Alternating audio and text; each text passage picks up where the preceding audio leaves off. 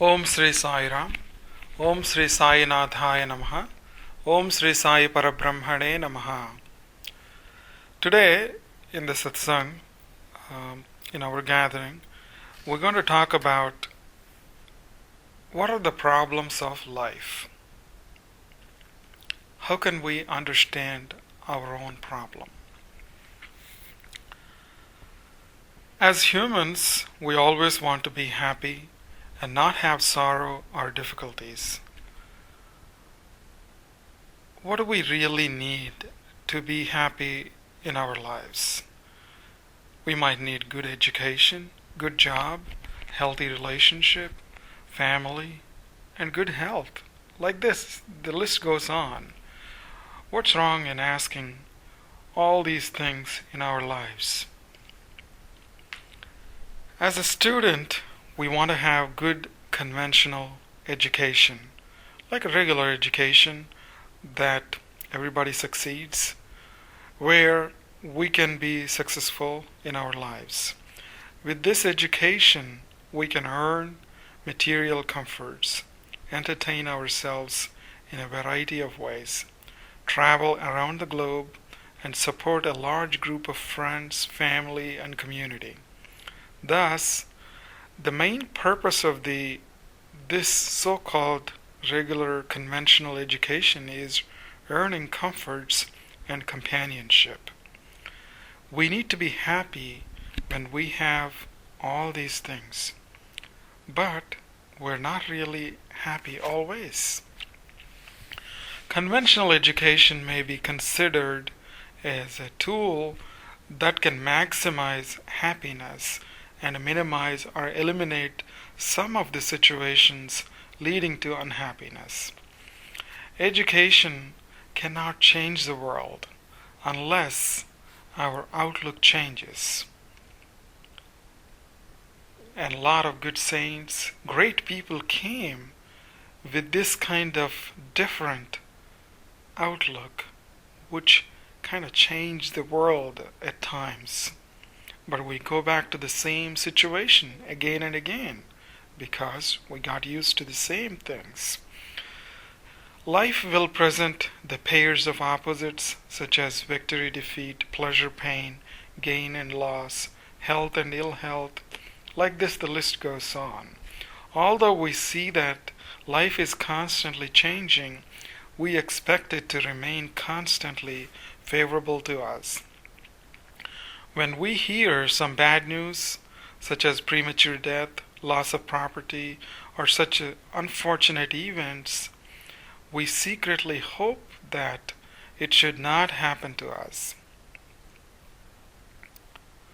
So, the real knowledge, you can say that as our Shastras, our Gita, our Sai's teachings, our Sadguru's teachings, these teachings will guide us to increase the quality of our life. Let's look at it. Most of the time, our focus is on increasing the standard of life. We keep on going for quantity in our lives, thinking that the next object or the next person will make us happy. We have to learn to understand the quality that we need, not the quantity. We keep accumulating things around us which will make us more depressed at times because we're afraid of losing that relationship. We're afraid of losing that object. And we don't really enjoy whatever is in front of us, whatever the happiness we can derive from that object or that person. We tend to ignore it. We're worried about losing it. This is the common mistake that we all make. The correct knowledge teaches us the way to handle all our problems in life effectively so that life could be joyful. And this provides us with an emotional insurance cover so that we are not affected by the problems of life. The real knowledge, the correct knowledge, shows resolution to so-called problems in our life. We remain unprepared when a tragedy strikes us. In life, we may face various difficult situations. Such situations are termed as problems or crises. Once we gain the real knowledge of life, there will be no more problems or crises in our life, but only situations. Then the life will be joyful. What are problems of life? And if you look at the nature of the problem, all the problems in our life are represented by negative emotions such as anger, annoyance, anxiety, bitterness, confusion, discontent, disgust, displeasure. F, like fear, frustration. When you go to G, grief and guilt. H, hatred. I, irritation, pain, emotional or physical pain, rage, regret, shame, sorrow, suspicion, worry. Like this, you can name something from A to Z. This many emotions we go through in our lives. Is it fair for us? Is it really good for us? When we are crippled at times with these emotions, we feel that there is no way out. Sometimes we make mistakes that are irrecoverable. When these emotions are overflowing, these mistakes we make are irrecoverable. The suffering comes through these emotions, and if this is constant, this will drag us into depression or change of personality. Next, we might think that people around us or objects outside are the real problem. If we carefully examine this, we can understand that these factors are only the causes of the problem. The real problem is in our mind, and this is the universal in nature.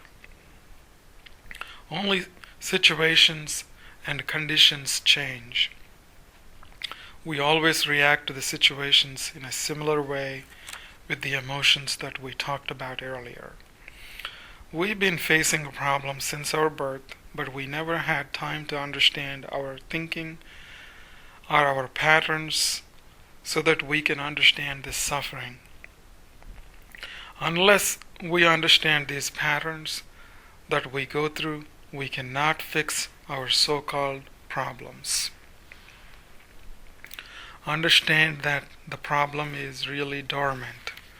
We do not enjoy having the negative emotions.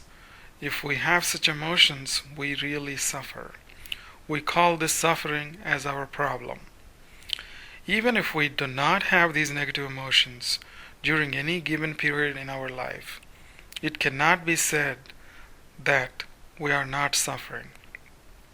Like a dormant disease which has not yet manifested, the possibility of suffering by such negative emotions exist in all of us all the time.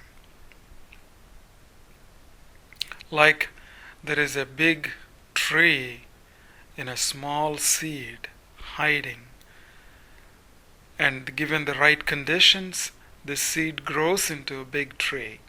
So in a similar way, all these emotions could be there in our mind. The mind's natural tendency is to go through these emotions. And if we want to go through them, and if we really want to worship them, fine, we have to suffer. So we don't want to do that. Thus, the problem is always present. Either it is manifested as suffering, or it is in the dormant state, the possible suffering. Understand that miscalculated expectation is the reason for suffering. When we encounter a situation that is not in line with our expectations, then such negative emotions are manifested. In life, either we are expected to be a certain way, or we want other people or situations to be a certain way. We did not make an effort to understand our responsibility and limitations in this aspect. Multiple causes but single problem. So what is the take-home point here? There are multiple causes around, but there is only a single problem, and this is universal in nature. We can have multiple causes for the single problem that exists in our lives. And where is the problem? The problem could be caused by anything, but suffering remains the common factor. All these emotions that we go through are an expression of our suffering. Where are they generated? The simple answer is the mind. Mind is the reason why we suffer. Not understanding our own self is the reason why we suffer. Our expectation in our mind is the reason why we suffer. Not understanding our tendencies and patterns is the reason why we suffer. By letting our mind control the intellect is the reason why we suffer. Like this, we need to understand and make an effort to go into our mind, the inner world of the faculty of mind. Otherwise, we're not able to function properly in this society. And we cannot advance in the spiritual path also, because in the spiritual path, the most important thing is understanding yourself. That means understanding who you really are. What are your patterns? In this process, we need Bhagavad Gita. In this process, we need Sadguru's blessings. We need our scriptures. Because the mind itself is an illusion. That's what we call Maya. And nobody could really fathom this Maya. And nobody could escape from the clutches of Maya. It's nothing but the mind. That's why we need our scriptures. We need our Sadguru in our lives. Let's pray to Baba.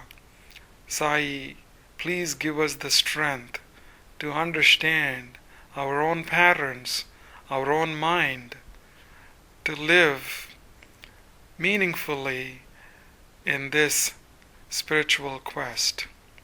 Om Sri Sai Ram, Om Sri Sai Nathaya Namaha, Om Sri Sai Parabrahmane Namaha, Om Sri Sachidananda Sadguru Sai Nath Maharaj Ki Jai.